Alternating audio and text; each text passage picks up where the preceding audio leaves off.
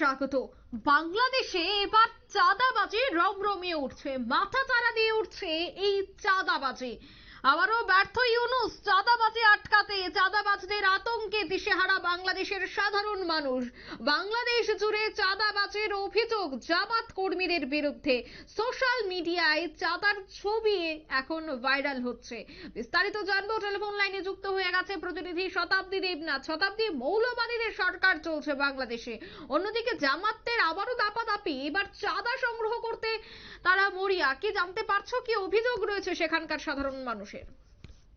একেবারে অঙ্কিতা, দেখো এই চাঁদাবাজি নিয়ে কার্যত এবার ইউনূসের দিকে আরো একবার আঙুল তুলেছে। বিশেষ করে তোমার যদি আমি বলতে হয় যে বিশ্ব বাজারে বা বিশ্বের যে দেশগুলি রয়েছে, প্রত্যেকটি দেশের তালিকায় যদি ব্যর্থতার নাম উঠে আসে তাহলে হচ্ছে তোমার ইউনূস সর্বপ্রথম তার স্থান দখল করে নিয়েছে এর মধ্যেই। এবং সেই জায়গা থেকে এবার অভিযোগ হচ্ছে যে সেক্ষেত্রে তোমার চাঁদাবাজি আর বাড়ি বাড়ি গিয়ে চাঁদার রসিদ দিচ্ছেন জামাতের কর্মীরা, এমনটাই একটা ভিডিও ভাইরাল হচ্ছে রীতিমতো সোশ্যাল মিডিয়া জুড়ে।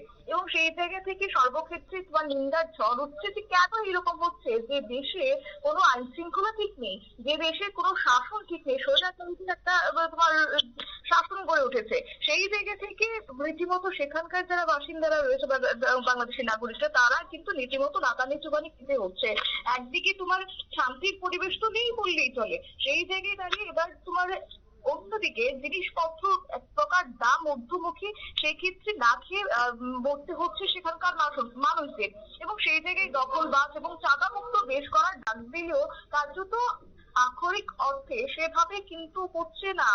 এক প্রকার ধূলিসাৎ হতে হচ্ছে আজকের দিনে দাঁড়িয়ে বাংলাদেশের এই পরিস্থিতি সম্পর্কে যদি বলতে হয়। দেখো, গতকালই জামাতের আমির ডক্টর শফিকুল রহমান তিনি বলেছেন যে ফেসিবাদ বিদায় নিয়েছে ঠিকই, কিন্তু চাঁদাবাজির বিদায় নেয়নি এখনো।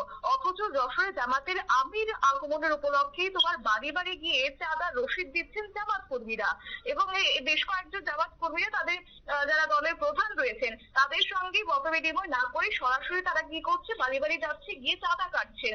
যেখানে মানুষ এক প্রকার খেতেই পাচ্ছে না, যেখানে মানুষের বাজারে গেলে হাত পোড়াতে হচ্ছে, সেই জায়গায় দাঁড়িয়ে এই যদি অবস্থা হয় তাহলে মানুষ যাবে কোথায়, মানুষ কিভাবে বাঁচবে? সামাজিক যোগাযোগ মাধ্যমে এমন একটি ছবি, এমন একটি ভিডিও ভাইরাল হয়েছে, যদিও যে ছবি বা যে ভিডিও ভাইরাল হচ্ছে তার সত্যতা নিউজ ভ্যানগার্ড যাচাই করেনি আমি বলছি, কিন্তু সেই জায়গা থেকে রীতিমতো সোশ্যাল মিডিয়াতে তো রয়েছে। তারই মধ্যে দেখো এই যে তোমার তাদের যে কোট আনকোট বক্তব্য, ডক্টর শফিকুর রহমান তিনি বলেছেন যে সকল ক্ষেত্রে বৈষম্যহীন দেশ গড়তে চায়, কিন্তু যে দেশে দখলবাজি চাঁদাবাজি চলবে না, অথচ দুর্বলেরা সবল দ্বারা অত্যাচারিত হবে না, কিন্তু সেই দেশে সেটাই হচ্ছে। শ্রমিকরা তাদের ন্যায্য পাওনা পাবে, এটাই একটা যুক্তি, কিন্তু সেই ক্ষেত্রে সেটা হচ্ছে না। পাশাপাশি দেখো কিছুদিন আগে আমরা দেখেছিলাম যারা রেল কর্মীরা তারা অবরোধ করেছেন, কেননা তাদের প্রায় কয়েক মাস যাবত তাদের বেতন বকেয়া রয়েছে। এর মধ্যে তোমার যে খবর আমরা পেয়েছি, সেই বেতন বৃদ্ধিও কার্যত ব্যর্থ হয়েছে ইউনূস। তারই মধ্যে সমতা এবং সাম্য কায়েম হবে এ দেশ যদি ডাকও দেওয়া হয়েছে, কিন্তু জুলাই আন্দোলনে শহীদরা যে দেশ চেয়েছিলেন তার বাস্তবতার নমুনা আমি দেখতে চাই, সেটা কোদানপুর বলেছেন তোমার শফিকুর রহমান। কিন্তু আক্ষরিক অর্থে সেটা আজ বর্তমান একেবারেই উল্টো ছবি। যখন গতকালকে গাইবান্ধা ইসলামিয়া উচ্চ বিদ্যালয়ের মাঠে ঐতিহাসিক কর্মী সম্মেলন হচ্ছিলেন, সেই সম্মেলনের প্রধান অতিথিরা ছিলেন এবং তারা বক্তব্য রেখেছেন, তাদের কথার মাধ্যমে এসব কথা উঠে এসেছে।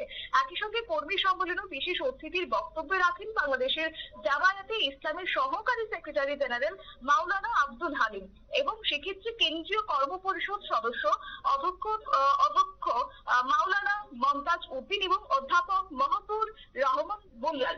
এবং একই সঙ্গে বেশ কয়েকজন তোমার যারা প্রধান অতিথিরা ছিলেন তারা কিন্তু সব ক্ষেত্রে তোমার তারা ব্যর্থতার ছবি তুলে ধরেছেন ইউনূসের। সেই জায়গা থেকে একেবারে তারা বারংবার সেই কথাটি তারা বলছেন, যে জায়গায় শাসনতন্ত্র নেই, যে জায়গায় আইন শৃঙ্খলা একেবারেই তারা নিতে, সেক্ষেত্রে আদৌ কি সেখানকার নাগরিকরা বাঁচতে পারবেন? এই প্রশ্নটা কিন্তু আজকে কোথাও গিয়ে তারা তুলে তুলে ধরেছেন এবং সেই সঙ্গে শফিকুর রহমান বেরিয়ে পড়েছেন যে ফেস্টিভ্যাল বিদায় নিয়েছে, কিন্তু তারপরও কেন এইসব ঘুরে থেকে যাচ্ছে, কেন চাঁদাবাজি হচ্ছে, প্রশ্নটা তারা বারংবার তুলেছে। তবে যাই হোক, এখন দেখার বিষয় ইউনূস যে যেভাবে ডাটাকলে পড়েছে তার মধ্যে কিভাবে সে এই বিষয়গুলিকে নিয়ন্ত্রণে আনে, কিভাবে আদৌ পদক্ষেপ গ্রহণ করতে পারে কিনা। কেননা আমরা দেখছি বারবার সাম্প্রতিককালে ইউনূস কিন্তু রীতিমতো উভয় দিক থেকে চাপে পড়ছে। একদিকে বিএনপি বলছে যে নির্বাচন করানোর জন্য, অন্যদিকে জামাতদেরও কার্যত তারা চাপ ফেলার চেষ্টা করছে। সেই জায়গায় দাঁড়িয়ে এই যদি আবার রীতিমতো চাঁদাবাজি যদি আবারও ফিরে আসে, আবারও যদি জোর জুলুমবাজি হয়, তাহলে কিন্তু মানুষকে এবার পথে নামছেন, বাংলাদেশের মানুষরা যে এবার পথে নেমে তোমার বৃহত্তর আন্দোলন করছেন সেটা বলার অপেক্ষা রাখে না। অঙ্কিতা, ধন্যবাদ শতাব্দী। অর্থাৎ চাঁদাবাজিদের রমরমা কমাতে ব্যর্থ এক প্রকার ইউনূস। যে মৌলবাদীদের সরকার চলছে বাংলাদেশে, সেই বাংলাদেশে এবার জামাতপন্থী তারা এবার চাঁদা তুলতে ব্যস্ত, বিভিন্ন জায়গায় চাঁদাবাজি করছে, যে ছবি সোশ্যাল মিডিয়ায় ভাইরাল। আর তাতেই বোঝা যাচ্ছে যে ইউনূস সরকারের আমলে কেমন রয়েছে বাংলাদেশ। নিয়ে নিচ্ছে ছোট্ট একটি বিজ্ঞাপন বিরতি, সঙ্গে থাকুন।